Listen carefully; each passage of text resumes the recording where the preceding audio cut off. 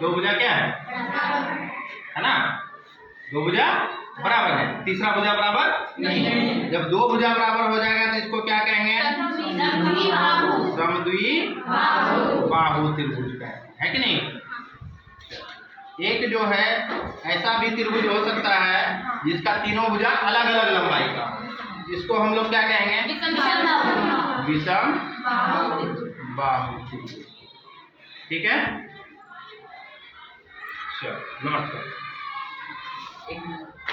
एक नंबर क्या था, समबाहु, क्या था, हाँ। इसमें क्या है, तीनों भुजा, आगे चल के हम लोग पढ़ेंगे तीनों कोण भी इसका क्या हो जाता है, बराबर। तीनों कोण बराबर होगा तो कितना कितना डिग्री का हो जाएगा, कितना कितना डिग्री का हो जाएगा, क्योंकि 60 जोड़ 60 जोड़ 60 कितना हो गया, तो 80।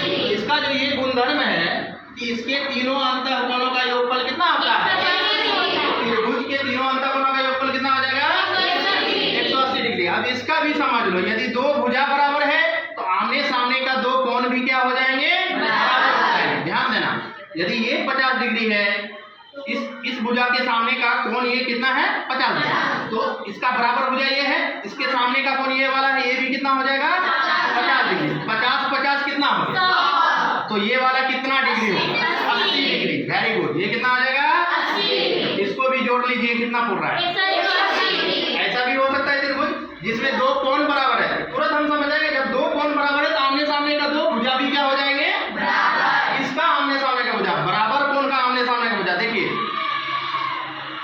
इसके सामने का ये भुजा हुआ, इसके सामने का ये भुजा हुआ, ये दो भुजा आपस में बराबर है तो दो कोण भी आपस में क्या हो जाएंगे, बराबर हो जाएंगे। अब जैसे मान के चलते हैं इसका ये भुजा है 5 cm, कितना है, 5 cm। ये भुजा कितना है देख लो, 4 cm। ठीक है, और ये भुजा कितना है, मान के चलो ये कितना है, 6 cm है। ठीक है, तो तीनों भुजा अलग अलग माप का है, तीनों भुजा क्या है, जब तीनों भुजा अलग अलग माप का हो जाए तो वो त्रिभुज क्या त्रिभुज कहलाता है, क्या नाम है, विषम त्रिभुज हो गया। तो ये किसके आधार पर हम त्रिभुज का वर्गीकरण किए हैं, भुजा के आधार, किसके आधार पर, भुजा के आधार पर त्रिभुज का वर्गीकरण है।